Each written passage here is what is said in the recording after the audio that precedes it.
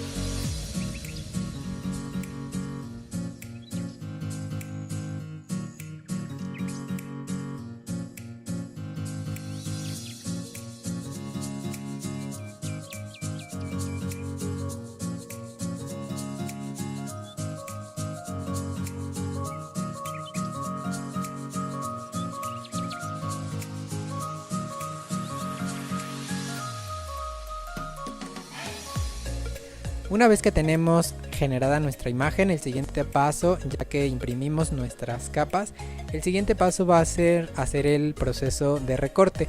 Para esto nos podemos valer de diferentes herramientas. Yo utilizo un X-Acto que es una herramienta muy filosa y muy útil, pero después de un rato de estar trabajando es un poco incómodo. Entonces yo lo que hago es que hago mi exacto un poco más grueso.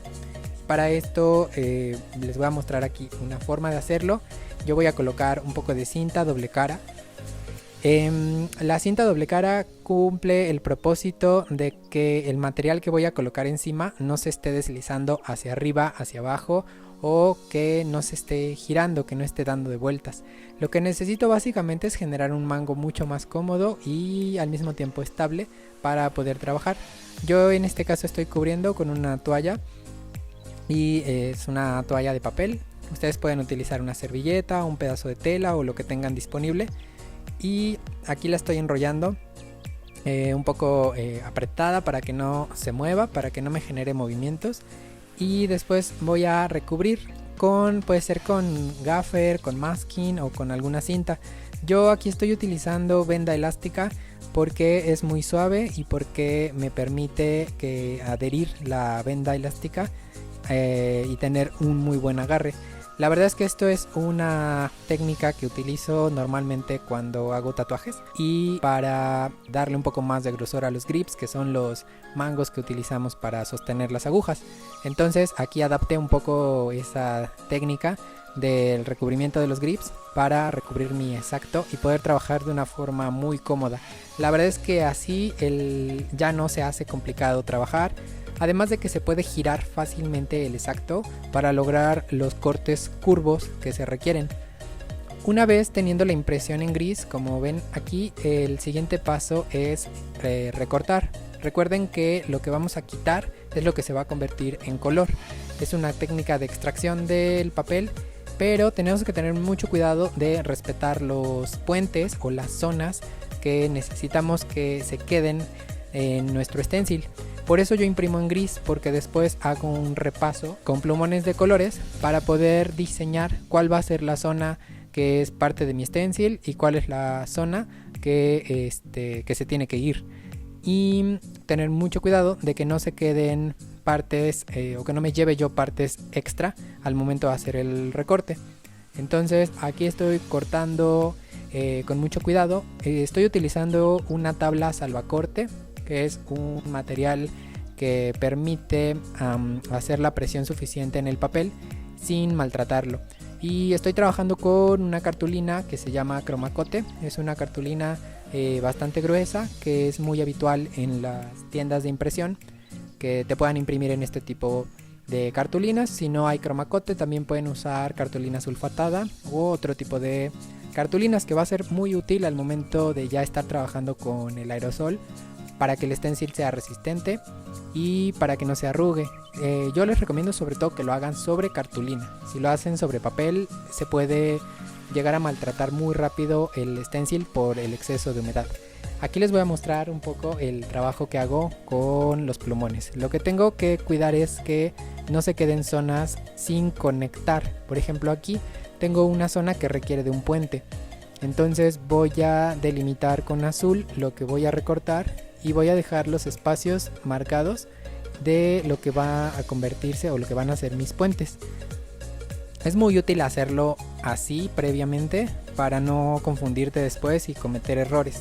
A veces hay que exagerar un poco las luces siguiendo la misma forma de la luz y convirtiéndola en parte del stencil. Aquí por ejemplo estoy ignorando partes grises para que se puedan conectar con la zona blanca, es decir, para que se queden conectadas con mi stencil. Entonces lo puedo hacer por medio de un puente, pero tengo que hacer que los puentes sean discretos, que se unan a mi diseño y que no se vean como simples líneas atravesadas. A mí me gusta hacerlo así porque es mucho más estético. También puedo marcar solamente los puentes, es otra forma de hacerlo. Aquí por ejemplo voy a poner con rojo el puente, o sea la zona que no debo recortar, porque va a ayudar a unir las partes blancas, y las partes blancas pues son parte del diseño. Hay zonas donde es más complicado hacerlo porque las zonas de luz o las zonas blancas están mucho más alejadas de los contornos. Entonces tengo que ser muy creativo e inventar la forma correcta de incluir esa zona o esa luz en el resto de mi plantilla. Aquí por ejemplo tengo estas luces del rostro que son muy importantes, que me otorgan mucho detalle y tengo que puentearlas con el margen. En esta ocasión sí lo voy a hacer con líneas rectas y lo que voy a procurar es que al momento de la aplicación de color voy a retirar estos puentes o voy a colocar pintura encima de los puentes. O sea, hago un primer pasado de pintura tomando en cuenta el puente, luego retiro el puente y vuelvo a dar una pasada de pintura. Y también voy a revisar ya al momento de comenzar con mis pasadas de pintura si estas líneas realmente afectan o se llegan a ver en el diseño. Como esta es la última capa, esta es la capa, una de las capas de más sombras, entonces es probable que puedan llegarse a esconder entre las otras capas estos grandes puentes. Si yo me llevara estos puentes con el diseño, la verdad es que ampliaría mucho el diseño y tal vez no funcione.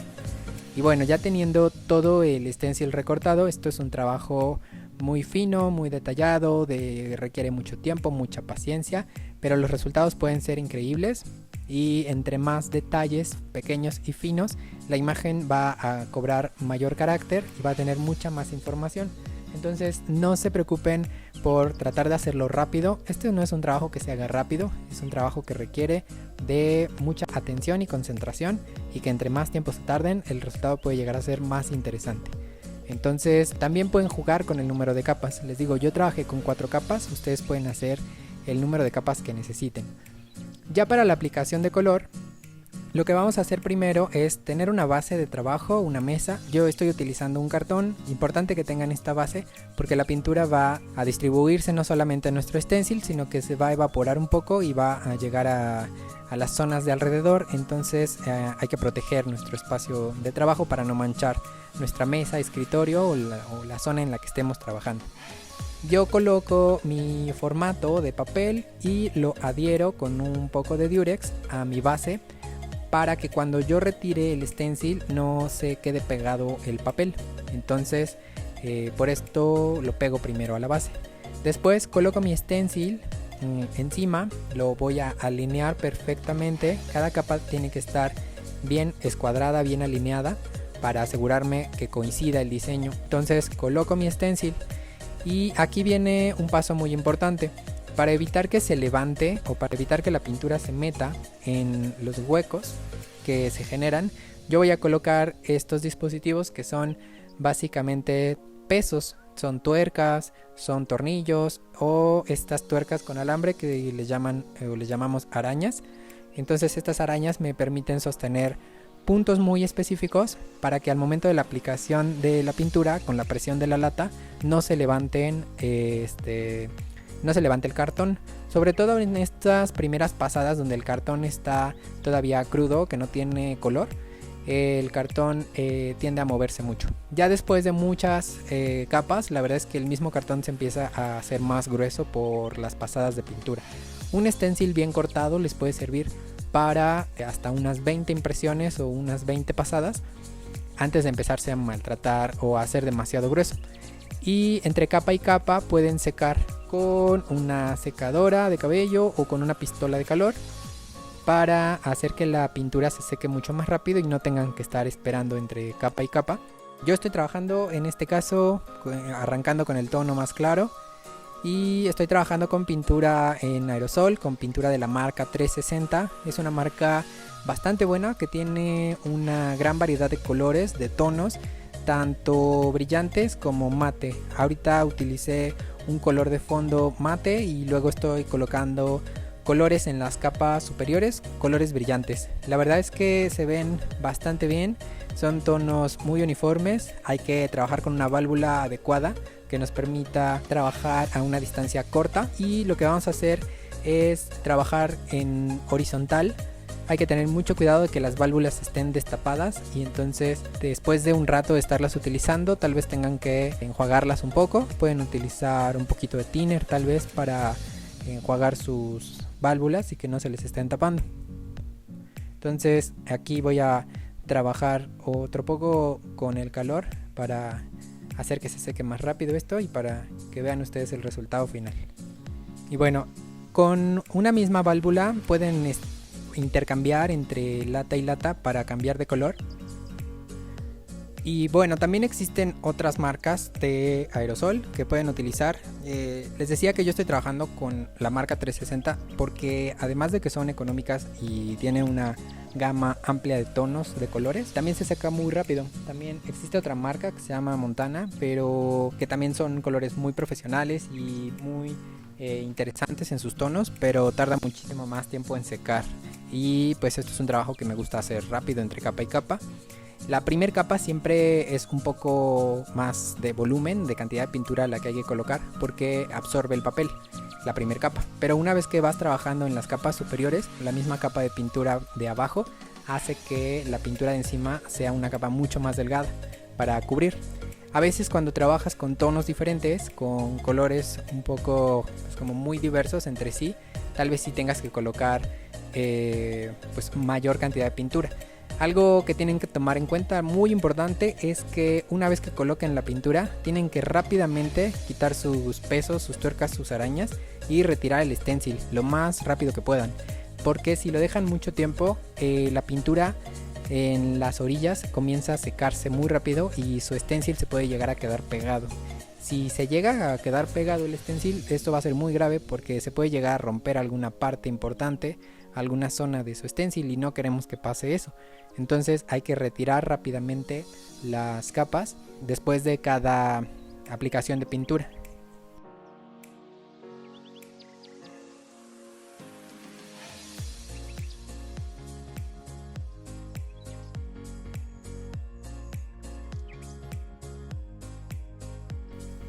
Y bueno, así quedó. Esta fue mi primer prueba de impresión. Aquí me doy cuenta, por ejemplo, que los puentes de las luces que les comentaba en el rostro se ven muy exagerados. Entonces voy a buscar la manera de cortar esos puentes para que no se noten. Y por eso siempre es importante hacer pruebas antes de iniciar ya con una serie. A esta pieza, por ejemplo, me di cuenta de varias cosas en esta primer pasada. Por ejemplo, que el tono de base de luz era un poco oscuro, que necesitaba un tono más claro para la base.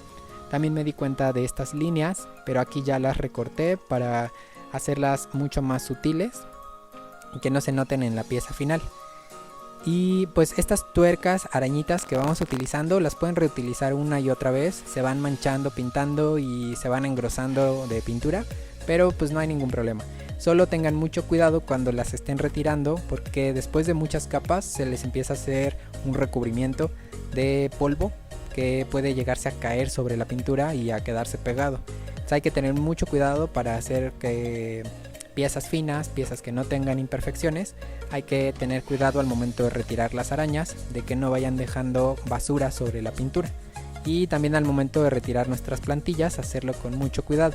Si se les llega a quedar una pequeña piececita de polvo, tierra, una piedrita pegada, sequen primero la pintura y una vez que ya está seca la pueden retirar con el dedo con mucho cuidado o con un exacto. No lo hagan cuando la pintura está fresca, porque lo que van a hacer es pues hacer más grave el accidente, porque van a embarrar la pintura. Espérense mejor a que seque y luego retiran la imperfección. Y bueno, aquí ya tengo otra pieza que ya me gusta más porque no se notan, como pueden ver, los puentes.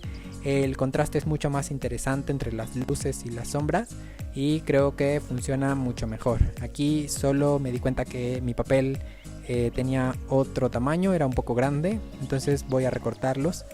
Y pues bueno, la variedad de colores, de tonos que pueden utilizar depende de ustedes, de su imaginación y creatividad. Y se puede trabajar stencil también con otro tipo de pinturas, pero eso ya es decisión de cada uno de ustedes. Espero que les haya gustado este video y pues volveremos a nuestros temas habituales de escultura, pero siempre estaremos tratando de generar temas nuevos e interesantes.